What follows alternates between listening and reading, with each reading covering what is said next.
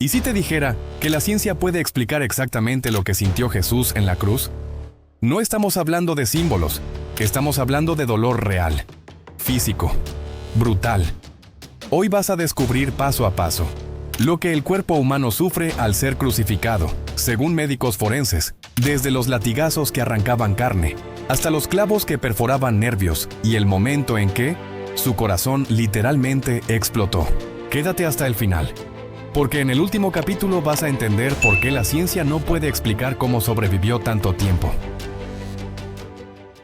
El hombre en el huerto.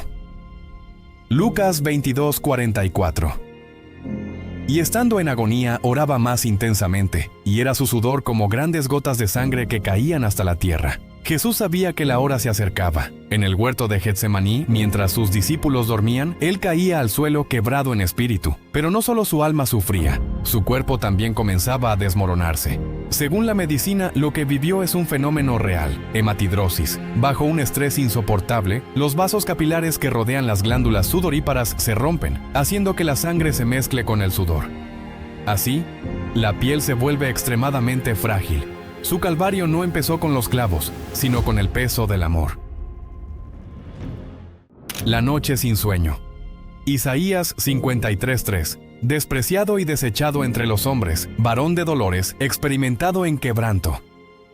Esa noche, Jesús fue traicionado con un beso. Arrestado, humillado y arrastrado de tribunal en tribunal, sin derecho a descanso, su cuerpo, ya débil por el ayuno y el sangrado en Getsemaní, empezó a deshidratarse rápidamente. Médicamente, la privación extrema del sueño y la sed afectan el sistema nervioso central, causando dolor muscular, confusión y alucinaciones. Jesús no solo era el centro de un juicio injusto, era ya un cuerpo que empezaba a apagarse lentamente. Pero su voluntad seguía firme como una roca. La flagelación. Juan 19:1. Así que entonces tomó Pilato a Jesús y le azotó. Cuando dieron la orden de azotarlo, los soldados romanos sabían exactamente qué hacer. No se trataba de castigo, sino de tortura. Jesús fue atado a una columna, con la espalda desnuda. El instrumento, un flagrum romano, un látigo con varias tiras de cuero reforzadas con fragmentos de hueso, plomo y vidrio. Cada latigazo desgarraba no solo la piel, sino el tejido muscular, dejando abierta la carne, exponiendo nervios, vasos sanguíneos y hueso. La ciencia forense ha estudiado casos similares y concluye que esta forma de tortura podía causar hipovolemia, una pérdida crítica de sangre que conduce al shock. La víctima entra en temblores, el corazón se acelera, la presión baja. Sin embargo, Jesús resistió. Su rostro cubierto de sangre, su espalda irreconocible, pero sin emitir un solo grito. A cada golpe, él pensaba en ti, en mí, en los que lo rechazaban. Lo azotaron, y él eligió el silencio. Pero aún no era suficiente para sus enemigos. Aún quedaba la corona. La corona de espinas. Mateo 27:29. Y pusieron sobre su cabeza una corona tejida de espinas y una caña en su mano derecha. E hincando la rodilla delante de él, le escarnecían diciendo: «Salve, Rey de los judíos». No bastaba con los azotes. Ahora debían burlarse. Le colocaron una túnica sobre las heridas abiertas, provocándole un dolor insoportable.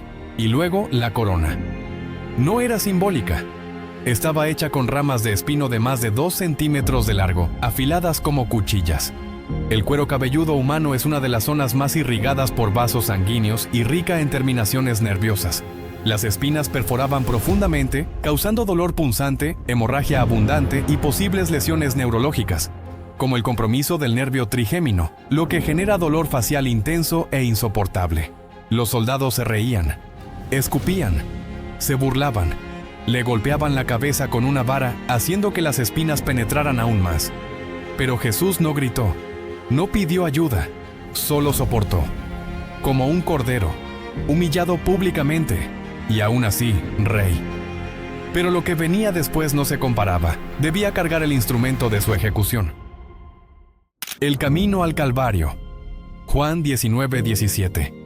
Y él, cargando su cruz, salió al lugar llamado de la calavera, y en hebreo, Gólgota. Imagina esto: un hombre destrozado, sin fuerzas, con la espalda convertida en una masa sangrante, y aún así le cargan un madero de entre 30 y 50 kilos sobre los hombros. Eso era el patíbulo. Jesús fue obligado a cargarlo por las calles de Jerusalén, ante la mirada cruel de una multitud que lo escupía, se burlaba, y algunos lloraban. Médicamente su cuerpo estaba en estado de shock hipovolémico, con el pulso acelerado, la presión por los suelos y una extrema fatiga muscular.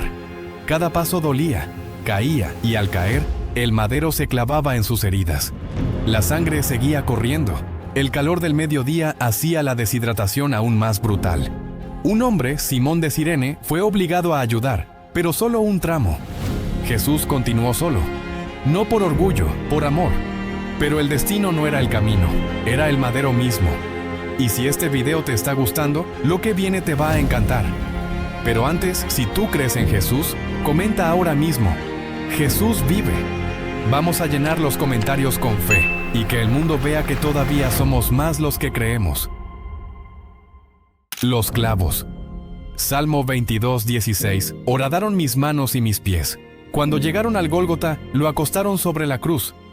Le arrancaron la túnica, adherida ya a las heridas, y el dolor fue como abrirlas de nuevo. Luego, el martillo. No colocaron los clavos en la palma, como muchos creen, porque se rasgaría el tejido.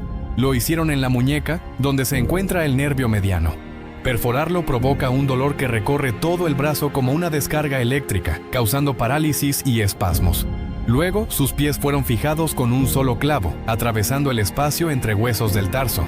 Para respirar, debía impulsarse hacia arriba, apoyándose en ese único punto de apoyo, clavado en hueso. Cada intento de respirar era un nuevo suplicio, un movimiento hacia arriba. Significaba más sangre, más sufrimiento, y sin embargo, no maldijo. No reclamó, solo se entregó. Pero el verdadero tormento fue cada segundo que pasó colgado. El sufrimiento respiratorio. Isaías 53:5. Mas él herido fue por nuestras rebeliones, molido por nuestros pecados. En la cruz, Jesús no solo sangraba, se asfixiaba. La posición de crucifixión genera una tensión extrema en el pecho. Para inhalar, debía levantarse con sus piernas. Para exhalar, dejarse caer. Ese movimiento, repetido durante horas, es una tortura respiratoria, una forma lenta y dolorosa de morir por asfixia.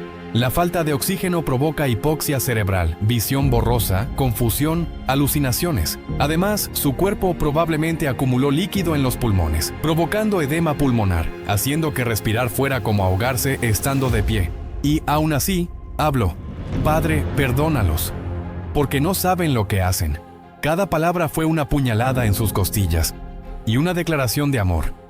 Pero su corazón aún no se había roto. El corazón roto. Juan 19:34. Pero uno de los soldados le abrió el costado con una lanza y al instante salió sangre y agua. Cuando Jesús exhaló por última vez, los soldados querían confirmar su muerte.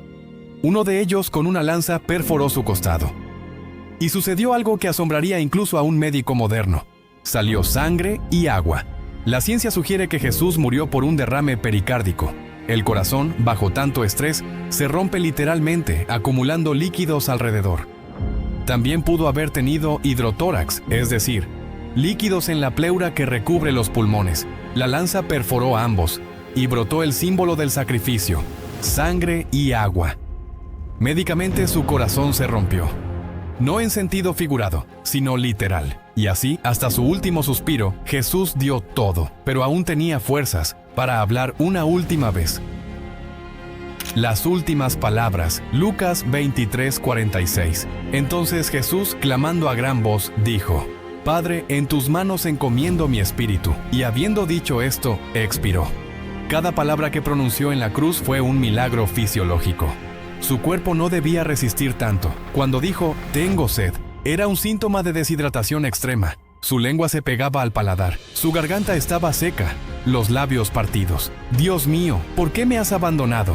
Fue un grito del alma, pero también un reflejo de alguien que empieza a perder la conciencia. Y finalmente, consumado es. Padre, en tus manos encomiendo mi espíritu. La respiración cesó. El corazón se detuvo. No gritó en agonía. Lo entregó todo en paz, porque Él era el sacrificio perfecto. Pero lo más asombroso fue que Él eligió el momento. ¿Por qué no murió antes? Juan 10:18. Nadie me la quita sino que yo de mí mismo la pongo. Tengo poder para ponerla y tengo poder para volverla a tomar. Cualquier otro habría muerto horas antes. El nivel de trauma físico que sufrió Jesús, según la medicina moderna, es más que suficiente para causar muerte en cuestión de minutos, pero Él vivió lo suficiente para perdonar, para hablar, para amar hasta el final. ¿Por qué no murió antes? Porque no le quitaron la vida. Él la entregó. No fue una víctima de Roma, fue un salvador voluntario. Su cuerpo sufrió lo indescriptible. Su corazón fue traspasado. Su sangre lo empapó todo, pero su amor fue intacto. Desde el punto de vista médico, su muerte fue real. Desde el punto de vista espiritual, fue redentora. Y tú, hoy estás vivo por ese sacrificio.